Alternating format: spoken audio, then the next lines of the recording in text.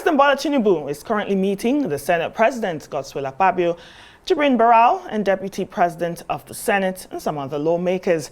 The meeting comes hours after Abdul Ningi, Senator representing Bauchi Central, was suspended from the Senate and is taking place at the State House here in Abuja. And for more, I'm joined in the studio by Dr. West Idahosa, former lawmaker, governance and policy expert, and also Mahmood Jega, Arise News analyst and former chairman of the editorial board of Daily Trust newspaper. Thank you so much, gentlemen, for joining me tonight here on Arise Prime Time.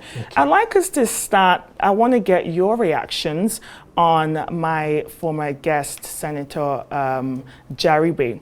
Now, he made some statements. He said, look, the explanation given by Senator Lawmaker at the floor of the plenary today, basically encapsulating that 3.7 trillion that Senator Ningi said is he can't really place his hands on where it went. That explanation was sufficient to the senators. They were happy. And then I asked him, but are Nigerians happy with the Senate, really, or the House of Assembly? And he said, look, Nigerians are never really happy with them. What are your thoughts on his assertions? I'll start with you, Dr. West. Okay, thank you very much. I listened carefully to him, too. Let me start by saying that the Senate is part of the National Assembly, which is the custos morale of the Nigerian people, the conscience of the nation. And so whatever happens there is a matter of public importance. So it's not a surprise that there would always be reactions, follow-up, and quite a number of excitement with matters concerning the Senate. Well, typically, when there is a controversy, usually there is explanation provided by the Senate, either through its relevant committees or maybe in its plenary session. So the point the senator was making, and I'm talking about a distinguished senator who was here, yes, was that it became an issue because there had been some elements of unfoundedness in the allegation that was made by Senator Ningi. In other words, it was not an attempt to stifle the right to speak. That's fundamental. You can't stop a senator from talking to the media on matters that affect public importance, whether directly from his constituency or generally.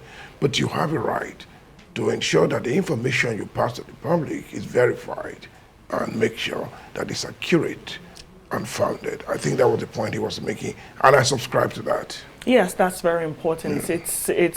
There's one thing to say, yes, there's freedom of speech. If you have any discrepancies, any issues, you should be able to voice that. But you should have facts to back it up as well. And I think that's what they were trying to do at the plenary today. What are your reactions, Mr. Mahmood? I agree completely. I mean, as the senator was emphasizing, okay, maybe he overemphasized the thing about Senator Ningi went to the press. It is not just going to the press. That one cannot be an offense. But he went to the press without substantiating the facts of the matter. I mean, because it sounds a bit careless to say that we studied the budget and we saw 3.7 trillion naira not earmarked to any projects. That's what he said, which Nigerians are always skeptical about National Assembly and government as a whole, and they thought that was terrible. They put 3.7 billion, not tied to trillion, not tied to any projects, only to hear from the chairman of the Senate committee that no, these are the first line charges that are going to the judiciary, INEC, TED Fund, and some others. Now, I mean, apparently he didn't conduct the most elementary research, because that should have been fairly clear. So, but whether, as you asked the senator, Nigerians themselves are confused, yes, because Nigerians like to believe the worst, you know, maybe because of the conduct of the National Assembly members themselves and government officials generally over the years. So people tend to be skeptical, and when they hear allegations like this, they are immediately interested and thought it must be true if one senator is saying it. But in this case, I think he totally misfired. Yes, and he was given a chance today to bring up that evidence. And even the president of the Senate said he had brought that issue to him initially. And he told him, okay, go back, bring me all the documents. I need to see it. Yeah. And this also brings another issue that you just said, Mr. Mahmoud Jega. Clearly, it seems Senator Ningi was wrong. He had some consultants peruse the budgets, and this was the results that he got. Now, this brings me to an issue of, does he not understand the budget? Some senators don't understand the process that goes into this budget issue? And if that's the case, that's a serious problem, isn't it? Well, you know, I was there before. I mean, I was a member for many years myself, and it's part of the requirement for active legislation to be made that senators and members must be intellectually alert. They must be vigilant so that they do not make this type of mistakes. And the first basic training is learn to read the fine lines of the budget. Sometimes they can be scribbled in very tiny fonts, but that's not the reason. And then secondly, there are aids given to you. You get your aids to get this business done if you haven't got the time to do the business yourself. So reading the budget itself can be a difficult exercise. So it is likely for an impatient lawmaker to run into this error of judgment and make that up. In our time, we used to recruit and elicit the support of experts who will interpret it so that we can differentiate between line items, like you said, first line items and so on, first charge calls and so on, all loaded in that budget. Also in that budget, where with the greatest respect, are errors and problems. Yes. So you have to fish them out. But I think the momentum with which he addressed or granted the interview, and then the opportunity given to him by his colleagues was golden. But did he take the advantage? With the greatest respect, I don't think he did. I don't think he did. And for somebody who was a farmer, he's been an experienced lawmaker. He's been in the House. He's not a newcomer. He's not a rookie. He should have seized the moment to deliver a treatise right there. Because to err is human, as we all know. Yes. But to forgive is divine. He could have compelled a divination of senators to come to his rescue and promise to sin no more. And Mr. Mahmoud, Senator Ningi has now been suspended for 3 months. Some people wanted him to be suspended for 12 months, 6 months. Do you think this punishment is sufficient?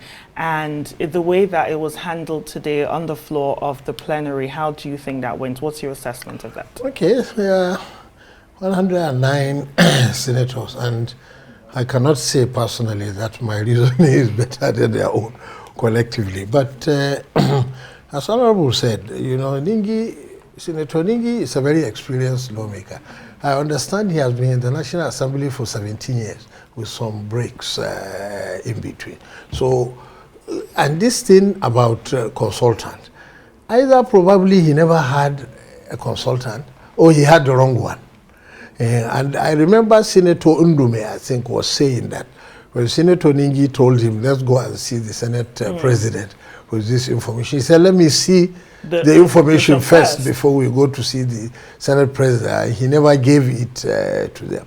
Now, that shows either carelessness or intentional malice.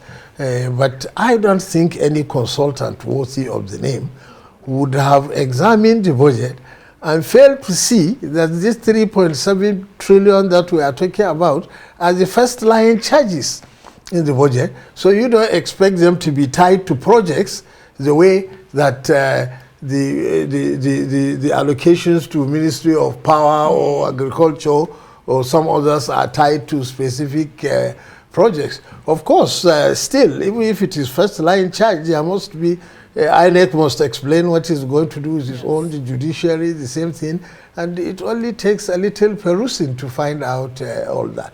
So on the whole, the senator said it is a rule that whoever does something like that deserves some punishment, and as you saw, some thought 12 months, some thought 6, and in the end, the majority view that 3 months was enough. And as the senator was saying, in order to send a message, a deterrence, so that somebody else, not only him, but somebody else, does not rush to the press or even to plenary when he is not sure of his facts. And we can only hope that the lesson is learned. But that should not stop senators from going to the press or the public if they have concrete reasons. Yes. Exactly. If they have something substantial, provided they are sure of the facts. Yes, and it all boils down to actually understanding why you're there as a lawmaker, understanding what needs to be done when it comes to looking at budgets, oversights, or the committees that they are involved in.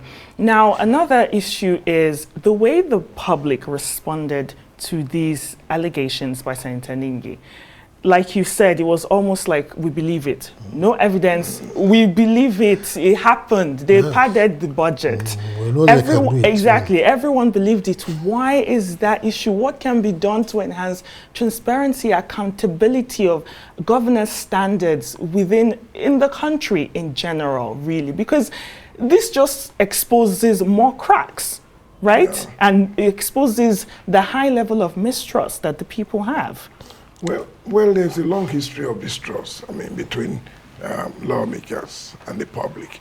And this is based on the type of publicity that has been given to certain kinds of behavior that have also occurred institutionally. And so what you expect the public to do, if they've had a long history of perceived failure in government, is to become more vigilant. The only way to defeat indolence is to be vigilant. So what they do is they have put public officers on the reverse order. In law, you are innocent until the contrary is proved. In the court of public opinion, you are guilty until the contrary is proved. So the ball is in your court. Just to top up what my brother said about adequacy of punishment, you know, there are two schools of thought. There are being cases where I remember Ovio Magege versus the Senate President. There have been cases where the court seemed to have leaned towards the fact that, look, no matter what a lawmaker does, you probably can't take him out for more than 14 days as per the rules of the Senate at that time. I don't know what the rules of the Senate may be now. And again, typically, if you charge a member for contempt or misdemeanor by the Legislative Powers and Privileges Act, it's 48 hours. That you can keep him out there. Many believe that it's an affront to the provisions of the Constitution, which requires a given number of senators at a particular time, and that's a conflict between the rules of the Senate and the grand norm of the nation, and that when that happens, the Constitution should prevail. However, there's no denying the fact that there is provision, all right, in the rules or the standing orders of the Senate to punish its own members. And many subscribe to the fact that once you belong to that body, you are subject to the disciplinary measure of the body. This is jurisprudential, you know. So I thought I should put that in as a lawyer. Yes, very important for our audience to actually understand that. And I just want you to respond to that issue about the public and the mistrust that they have with leaders, and also the fact that the senators today on the floor of the plenary, or since this has happened, are strongly emphasizing on the integrity of the system, integrity of the institution, integrity of their standing, the process, or what they mean to Nigerians. Has that really been achieved? And do you think that they are focusing more importance on that than actually letting the public know that, look, we're here for you, we're here to serve you, this is how we're serving you, just to explain to the people rather than protecting themselves, like, look, we have to protect ourselves? You see, you can understand the skepticism of the public. Anybody who lives in Nigeria, if you open newspapers every day, the FCC has charged this one has stolen billions, this one has padded this one has. So people over time will develop a very negative attitude towards the institutions, and in the particular case of the National Assembly, right from day one, they have done things which have really and the skepticism. I remember as far back as 1999, almost the very first thing that the senators did was to vote 3 million naira furniture allowance for themselves each. 3 million naira in 1999, not now. And one eloquent senator actually defended it on television by saying, no, we are here to alleviate poverty, not to spread it, that kind of thing. And since then, there were issues about the budget of the National Assembly kept increasing. At one time, it was 125 billion. And when the public questioned it, one senator carelessly said, look, 90% of the budget goes to the executive. So you think the National Assembly, which is another branch of government, cannot have 125 billion? That's a careless thing to say, because the National Assembly is not in charge of projects directly. But you see, there are many other things. The public knows the legislators very well, because they go home. One of the biggest problems is this constituency project issue. In fairness to President Obasanjo, he tried very hard not to allow that thing about constituency project, because it has become a veritable tool of corruption. Many of the so-called constituency projects are not executed. I mean, the public knows that very well. I have seen reports by some of the human rights and other Transparency International and other organizations. And then, of course, there are also all the stories people hear from public servants about the oversight functions by members of the National Assembly, which in many cases turn into extortion. So with all these kind of issues, you don't expect a lot of respect. That is why when something like this is said by Senator Ningi, many Nigerians believe it. Yes, those people, they can do that. It seems like something they can do. Exactly. It's unfortunate, but... it's unfortunate. Yeah. And I was going to come to the constituency projects. Senator Jaribe, that I just had here, my former guest, on the floor of the plenary said, look, I have my grouse too. We all do. Some ranking senators got 500 million naira. I didn't get any. That's another issue that came off the back of this. How is this determined? Who determines which constituency is getting 500 million? Senator Ningi said, oh, some districts got 1 billion, 2 billion, 100 billion. Some got 100 billion. I could hear people in the background saying, well, I got less than 1 billion. How is this process determined? How can we enhance this transparency to stop all this? Because clearly, they all have grouses. Yeah. Well, ideally, those grouses are made to be straightened out in their internally. Executive sessions, right? And they shouldn't really become subject of public discussion, because the method of appropriating constituency projects probably vary from state to state. Again, it will also be determined by the demographics of the area, I mean, size, population, and the rest, the type of project involved, and so on. Some may prefer to go for one big project. I remember in those days when I was in the House, I inserted the construction of a port, the port. I mean, thought it wasn't possible, but it was put there. Regrettably, once I left the House, they kicked it out. But again, you see, it's arbitrary. It also borders on the level of influence. They are floor generals. There are people who make the Senate tick. They won't be able to get the same thing as the bench warmers or floor warmers, as we call them. There's nowhere in the world that all fingers are equal. It's a measure of influence, and you have to appreciate the fact that once a decision is made to allocate, the principal officers are key. They are the ones who make these decisions. Matter of fact, influence becomes secondary parameters in deciding who gets what. I think that's the thing. So there will never be a point where you will say, these are the clear parameters, you get A, B, C. It never happens in Parliament. All right, just hold that thought, and thank you so much for being here, Dr. West Idahosa and Mr. Mahmood Jega. Now we're being joined by Senator Gabriel Suswam, former lawmaker and former Benue State Governor. Good evening, sir. I hope you can hear me. We're just talking about the controversy surrounding budget, the Senate, and what happened on the floor of the plenary today. Senator Ningi, who alleged that 3.7 trillion naira was not captured properly in the 2024 budget, has now been suspended. What are your thoughts on what has been playing out on the floor of the plenary earlier today? Yeah, Nkechi, let me thank you very much for inviting me in to comment on this very important issue. First and foremost,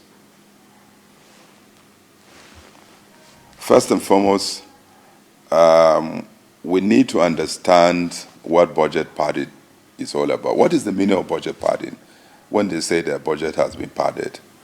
A budget is padded when there are introductions into the budget more than the original estimate.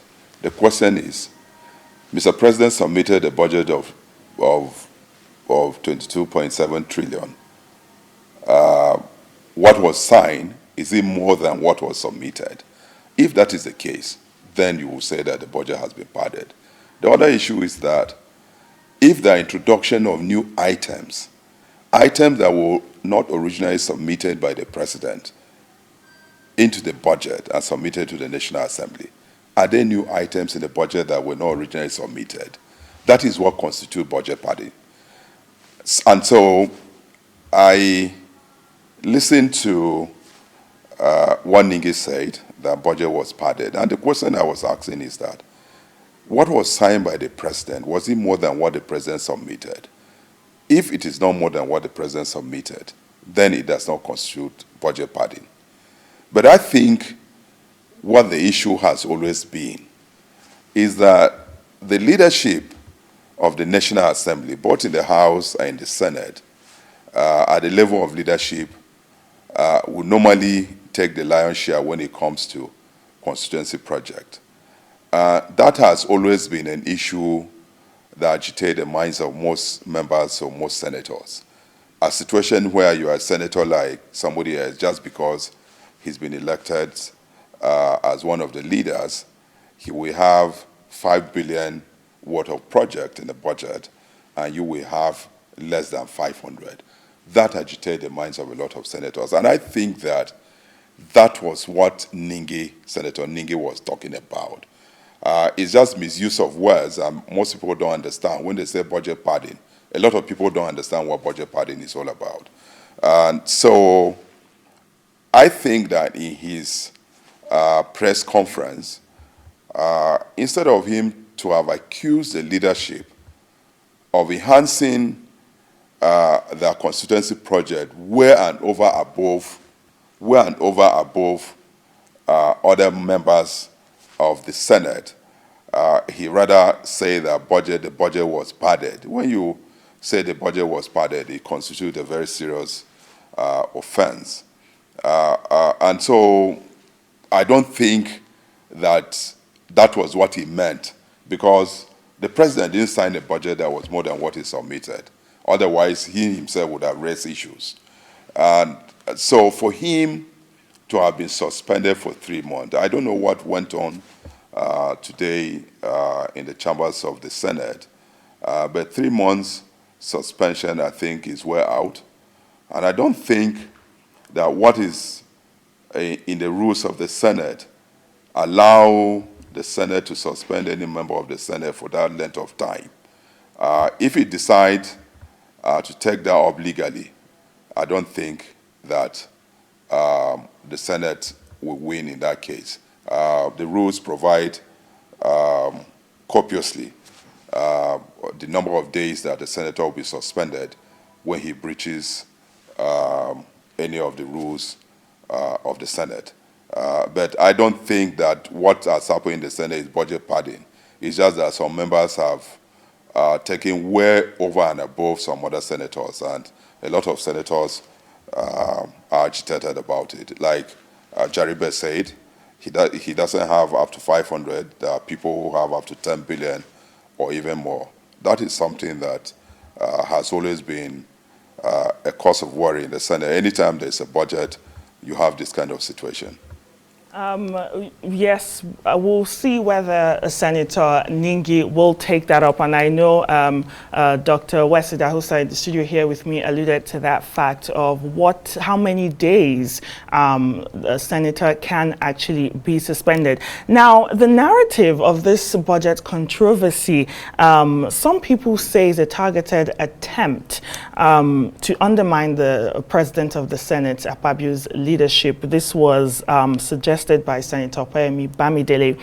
What are your thoughts on this, and do you think this speaks to a broader sort of regional tension within the Senate? Well, to be frank with you, I'll be very disappointed in Senator Opeyemi if he had made those allusions. Senator Opeyemi is a highly intellectual person that we respect a lot. While I was in the Senate,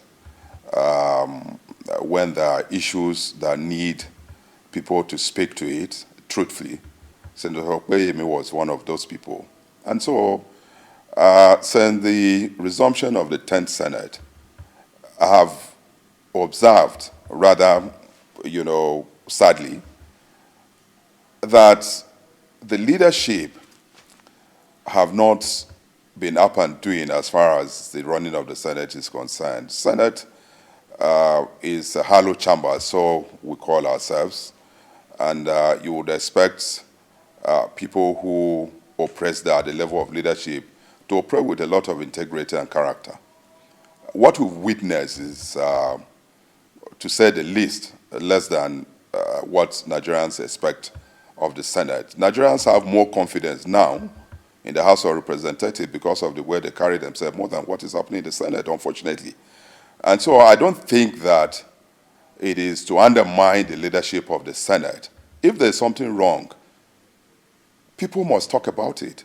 If we find a situation where one senator have project worth 5 billion, you are a senator like him, and then you have project of less than 100 million, why won't you talk about it? And we talk about it, that does not suggest in any way that you want to undermine the leadership of the Senate.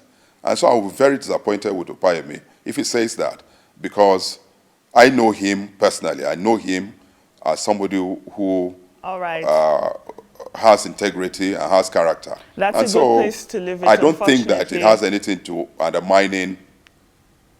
Yes, unfortunately, we don't have much time. Thank you so much for joining me on Arise Prime Time. Gabriel Suswam, former Benue State Governor and former lawmaker. Thank you so much for your time. Back here in the studio, I'm still with Dr. Idahosa and Mr. Jega. Quickly, 30 seconds each.